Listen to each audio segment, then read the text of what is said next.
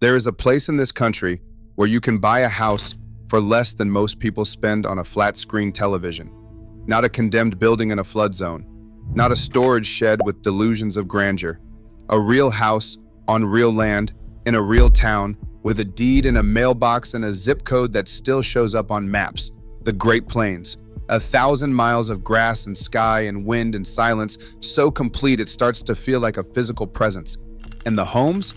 $5,000, sometimes less. The question isn't whether you can afford it. The question is whether you can survive it. Subscribe, and let's find out together. The land itself. Before we get to the towns, you have to understand the land itself. Because the Great Plains is not just a place, it is a condition. Stretch a map across your kitchen table and find the middle of the country, the part that most people fly over without looking down. That is the plains. It runs from the Canadian border in the north all the way down to the Texas Panhandle in the south. From the Missouri River in the east to the base of the Rockies in the west. 10 states, 500 million acres. And a population density in some counties that works out to fewer than one person per square mile. The land is flat. Not flat the way a parking lot is flat, but flat the way the ocean is flat. You can stand on your front porch and watch a storm build from 100 miles away. You can watch it roll towards you for 45 minutes before it arrives. The sky here is not scenery, it is weather. And weather on the plains is not something that happens to you occasionally. It is something you live inside of permanently. The wind never stops. I want you to really hear that. Never stops. Not a breeze, not a gust. A sustained, relentless, 40-year conversation between the atmosphere and the earth, and you are not invited. Studies have documented higher rates of depression and anxiety in communities with chronic high wind exposure, and anyone who has spent a February in North Dakota will tell you those studies are not telling them anything they did not already know. Summers hit 110 degrees, winters drop to 30 below. The spring brings tornadoes, the fall brings nothing, just the slow understanding that winter is coming back, and it is not going to be gentle about it. And yet people came here. By the hundreds of thousands they came. They broke the sod, built the towns, raised the children, and buried the dead, and then slowly and then all at once they left. What they left behind are houses going for $5,000 and towns so quiet you can hear the grass move. Let's start counting them down. Number 10, Monowi, Nebraska. If you have heard of any town on this list, it is probably this one, and for a reason that sounds like the setup to a joke. Monowi, Nebraska has a population of one human being, one registered voter, one taxpayer, one everything. Her name is Elsie Eiler, and she has lived in Monowi her entire life. When her husband Rudy died in 2004, Elsie became the sole resident of an incorporated village in the United States of America. She is also the mayor, and the village clerk, and the village treasurer. She issues her own liquor license to herself so she can keep the tavern open, which is the only business in town. She approves her own budget, she votes in every local election, and wins by a margin of 100%, which is less impressive when you understand the math. The Monowi Tavern serves food and cold beer, and people drive from surrounding counties to eat there, less because the menu is extraordinary, and more because the story of the place is extraordinary. Elsie Eiler is a living monument to something this country has mostly lost: the refusal to leave. Monowi sits in Boyd County in northeastern Nebraska. Boyd County has about 2,000 people spread across 1,000 square miles, which makes it one of the most sparsely populated counties in the state. The median household income hovers around $31,000. Property values are so low that the concept of a real estate market barely applies. You can find homes in the surrounding communities for $3,000 to $8,000. The infrastructure is what you would expect for a county with 2,000 residents trying to maintain roads and bridges built for 10 times that many. Boyd County has been losing population for over a century, steadily and without pause. The young leave for Omaha or Lincoln or anywhere with a job listing that does not involve cattle. Carl says he admires Elsie Eiler more than almost anyone he has ever read about. I told Carl that admiration is easy from a couch in a heated house 45 minutes from a Costco. Elsie Eiler is not a lifestyle, she is a monument. Number 9, Bison, South Dakota. The name tells you everything about what this place was built around and everything about what it has become. Bison, South Dakota sits in Perkins County in the northwestern corner of the state, about 30 miles from the North Dakota border and approximately forever from anything else. Perkins County covers almost 3,000 square miles. The population is around 3,000 people. That is one person per square mile, which sounds fine until you try to run a school district, a road maintenance department, a hospital, and a county government on the tax revenue generated by 3,000 people, most of whom are ranchers living on land that is valued at $400 an acre. Bison itself has around 300 residents. The town has a school, a gas station, a cafe, a bar, and that particular arrangement of businesses tells you what the priorities are in a place like this. Keep the children educated, keep the trucks fueled, keep people fed, and keep the ranchers from going completely insane during a blizzard that lasts 4 days. In that order. Houses in Bison go for $5,000 to $15,000. Some of them are solid ranch-era construction from the 1940s and 50s built by families who expected to be here forever. Some of them have been empty long enough that the forever part did not quite work out the way they planned. The ranch economy is under pressure that most people outside of it do not fully appreciate. Farm consolidation has been hollowing out plains communities for 60 years. In 1950, a family might run a viable operation on 400 acres. Today, economies of scale mean you need 4,000 acres to compete. And the family that accumulates 4,000 acres does not need 10 families worth of businesses, schools, or neighbors. It just needs a good accountant and a very large combine. The population of Perkins County in 1920 was 10,000. Today, it is 3,000. That is not decline. That is erasure conducted in slow motion across a century. Number 8, Kadoka, South Dakota. Drive west on Interstate 90 across South Dakota, and you will pass through Kadoka without necessarily meaning to. It sits at the eastern edge of the Badlands, a gateway to one of the most dramatic landscapes in North America. The Badlands. Lunar ridges and painted canyons and fossil beds full of prehistoric creatures that died here before humans knew this continent existed. Kadoka should be thriving. It is positioned between Rapid City to the west and the Missouri River country to the east. It has the Badlands as a neighbor. It has Interstate 90 running directly through it, and yet the population is around 450 people, down from nearly 1,000 in 1970, and the median household income sits around $30,000. Here is what happened to Kadoka and to every similar town along that stretch of highway.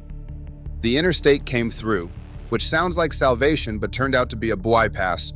The new road was faster and straighter than old Route 16, which had wound through every small town in its path and made those towns economically necessary. Once travelers could do 75 miles an hour in a straight line, they did not stop in Kadoka. They did not stop in any of the little towns along the way. They stopped at the Rapid City Walmart and the Wall Drug billboard, and that was about it. The motel economy that Route 16 had built died almost overnight. The cafes closed. The local stores that had depended on passing traffic lost their passing traffic. And the people who had run those businesses, whose children had grown up expecting to inherit them, found themselves with nothing to inherit.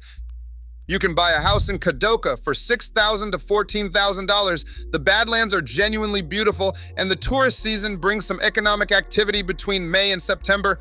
Between October and April, Kadoka is cold, windy, and very quiet. Jackson County, where Kadoka sits, has fewer than 3,000 residents and is classified by the federal government as a frontier county, which is a technical designation, meaning that the population density is below 6 people per square mile.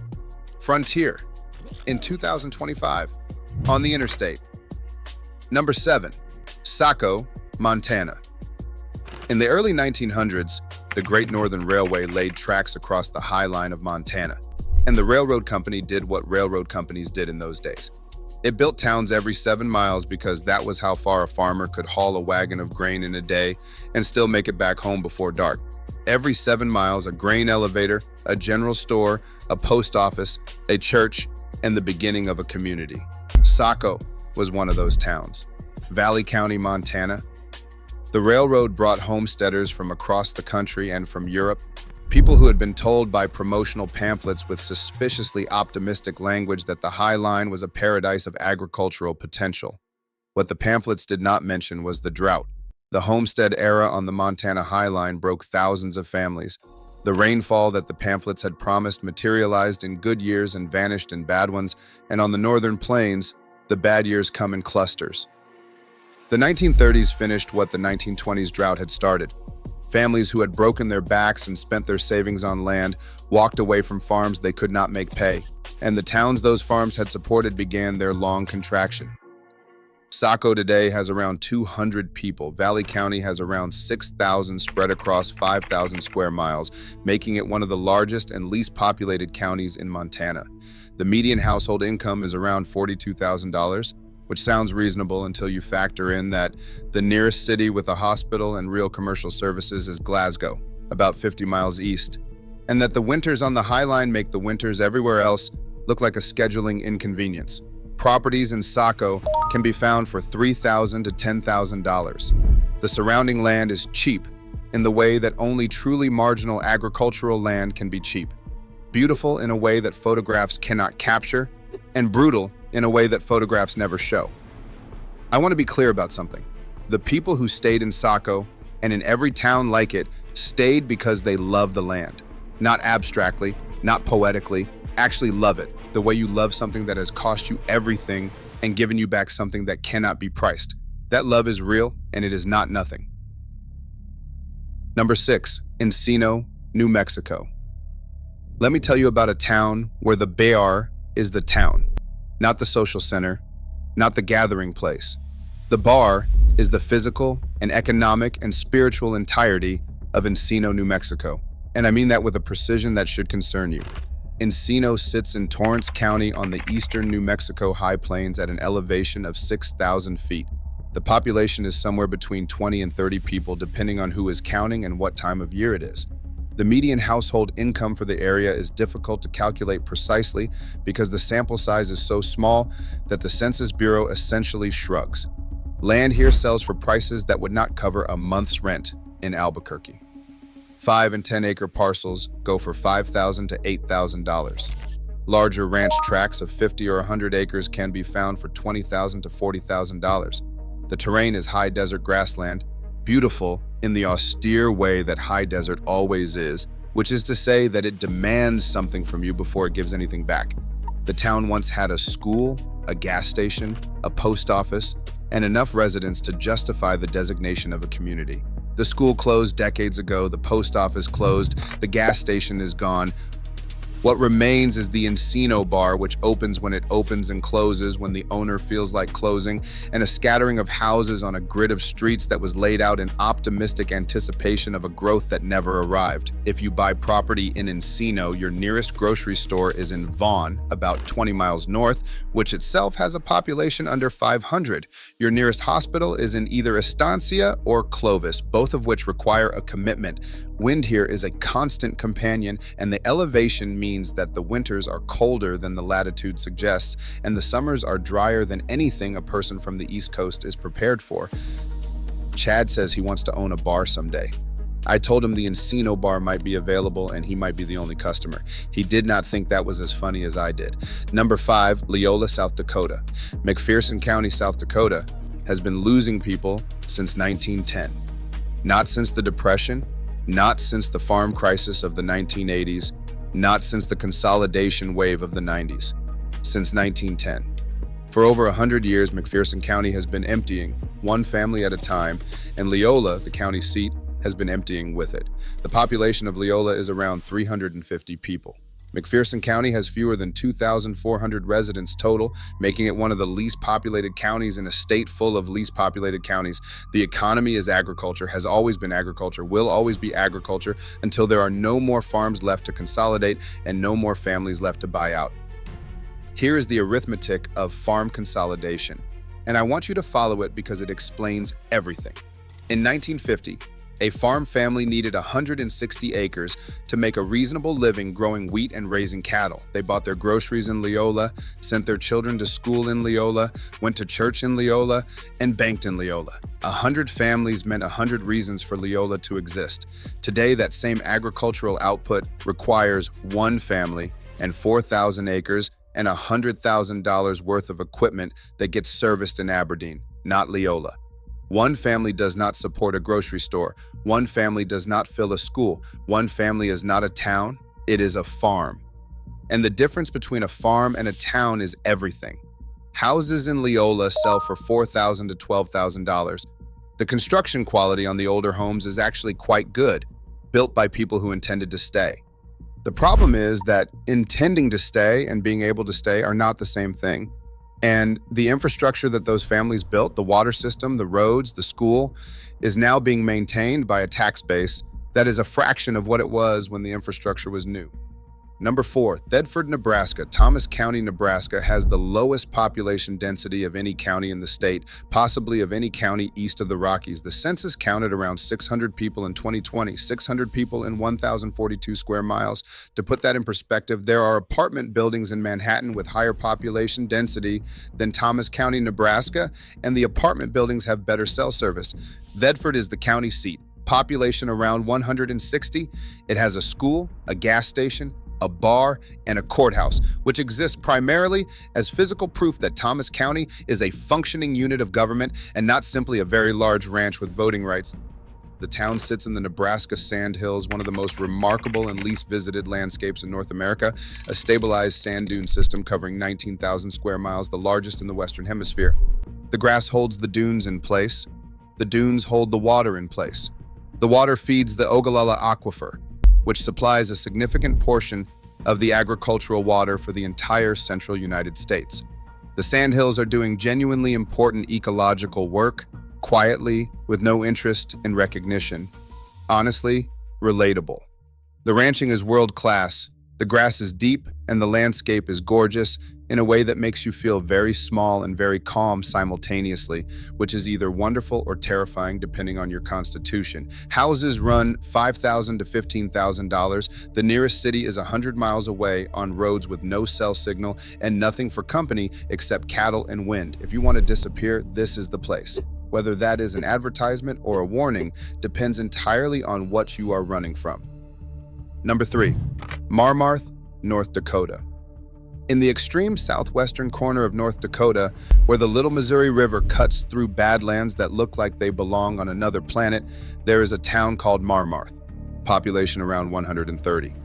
And Marmarth has a story different from every other town on this list, because Marmarth has Pam. Pam Gackle moved to Marmarth in 2000 and decided she was not going to let it die on her watch. She bought the historic Mystic Theater, built in 1914 and deteriorating for decades, and started fixing it. She organized events, brought in artists and musicians, and established a dinosaur dig program that draws researchers from universities around the world. T-Rex specimens have come out of those hills. Actual Tyrannosaurus rex bones sitting in the ground of a county most Americans could not find on a map. I find that either inspiring or deeply humbling, and I have not decided which. The oil boom of the 2010s brought money and roughnecks to western North Dakota, and Slope County felt some of that energy. Then oil prices crashed in 2015, the roughnecks left, and Marmarth went back to being Marmarth. Small, stubborn, and still alive, primarily because of the stubbornness. Slope County has fewer than 800 residents across 1,200 square miles, the least populated county in North Dakota. Properties run $3,000 to $12,000. The Badlands are ochre and gray and rust, eroded into shapes that look like the earth was practicing being something else before it settled on this. What Marmarth proves is that a town is not just an economic unit, it is a decision. Someone has to decide the place is worth fighting for. Not every town on this list has a Pam. Most of them do not. Marmarth does, and it shows. Number 2, Isabel, South Dakota. The school closed first. That is how it always starts. Enrollment drops below the threshold the state funding formula requires. The district consolidates with a neighboring one, and suddenly the children are on a bus for 45 minutes each way, and the building that anchored community life for 90 years is sitting empty on the edge of town. Then the bank closes. A branch decision made in an office in Sioux Falls by someone who has never been to Isabel and has no particular reason to go. The numbers do not support maintaining a branch here. The numbers are correct. The branch closes. Then the grocery store closes because the owner is 67 and his children live in Rapid City and they are not coming back. In that order: school, bank, grocery. That is how towns die, not with a flood or a fire, but with a series of rational decisions made by rational people in distant offices who never have to watch the consequences arrive. Isabel sits in Dewey County in north-central South Dakota, population around 250. The poverty rate exceeds 30%. The median household income is below $28,000. A significant portion of residents are members of the Cheyenne River Sioux tribe, a community that has absorbed more than its share of this country's broken promises. Houses here go for $4,000 to $10,000. On a clear night, the Milky Way casts an actual shadow. The land is wide and the wind smells like grass and distance. But there is no school, no bank, no grocery store. Those three absences are not inconveniences. They are evidence of a community that has crossed a threshold it cannot come back from without help that nobody seems motivated to provide. Number 1, Colome, South Dakota. I put Colome at number 1 because it is the most honest version of what is happening across the entire Great Plains. It is not a ghost town. It is not abandoned. It is a living community in the process of becoming something smaller than a community, and that process is quiet and ordinary and devastating in a way that a ghost town never can be. A ghost town is finished. Colome is still happening. Tripp County, South Dakota, population around 4,700 and declining, which the census confirms every 10 years like a piece of bad news you were already expecting. Colome itself has around 300 residents. The nearest hospital is in Winter, 20 miles away, a facility that handles what it can and transfers what it cannot. That sentence should concern you more than the home prices do. Houses here sell for $5,000 to $15,000. The older ones have thick walls and good bones. The newer ones, from the 1970s and 80s, have the look of houses built during a moment of optimism that ran out before the mortgage did. What Colome is slowly losing is the thing every Plains town is built around. The young people love it here. They love the Friday night football and the county fair and knowing every face and every pew. And then they graduate and do the math and leave. Not because they want to, because the math gives them no other honest answer. Carl asked if places like Colome deserve to survive. I told him that was the wrong question. Gladys told Carl to stop asking me philosophical questions. She is right. She usually is. What the listing does not tell you. When you see a house priced at $5,000, understand that $5,000 is the beginning of the conversation, not the end of it. The roof has been fighting Plains weather for decades. Hail, ice, wind, temperature swings that would make a lesser building weep. A new roof cost more than you paid for the house. The plumbing is lead. The wiring predates safety codes by enough years that your insurance company will quietly decline to cover you and not feel bad about it. Title history is a disaster.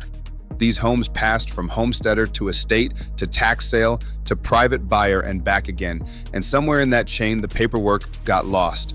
No title insurance means no mortgage, cash only, which means you are entirely alone with whatever you find after closing. Test the well water. Not a suggestion, a requirement. The Ogallala aquifer is being drained faster than rain can refill it, and nobody in a position to fix that is particularly motivated to fix it. And then there is the wind. I keep coming back to the wind. It is not background noise. It gets into the walls. It gets into your thinking. There is a reason the Plains produce so many writers who left and wrote about leaving. What is also true here is what is also true. The sky on a clear Plains night is something this country does not deserve and does not adequately appreciate. It is enormous and dark, and so full of stars that the universe stops feeling theoretical and starts feeling like a neighbor.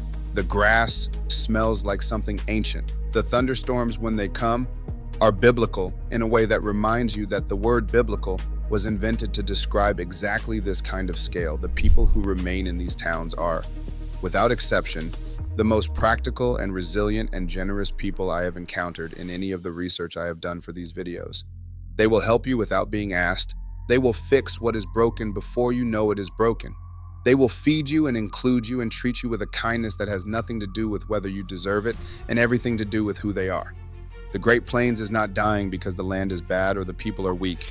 It is dying because the economy that brought people here, the homestead system, the railroad, the small family farm, was dismantled by forces larger than any individual community and never replaced with anything. Washington did not replace it. The market did not replace it. The internet has not replaced it. And until something replaces it, the houses will keep getting cheaper and the towns will keep getting quieter. Carl has a listing pulled up on his laptop right now. A 3-bedroom house in a South Dakota county I did not even include in this video. $7,000. He sent it to me at 11:45 on a Tuesday night with a message that said, "What do you think?" I think the stars would be magnificent, Carl. I think the wind would drive you out of your mind by February. I think Gladys already said no. I think the people who are already there are holding on to something real, and that the least we can do is understand what it costs them to hold on. Go in with your eyes open. Get the inspection. Test the well. Clear the title. And if you go because you intend to be a neighbor, not just a buyer. These places do not need more empty houses. They have enough of those already. Take care of yourselves, take care of each other, and for the love of everything, take care of your roof before the first hailstorm reminds you to.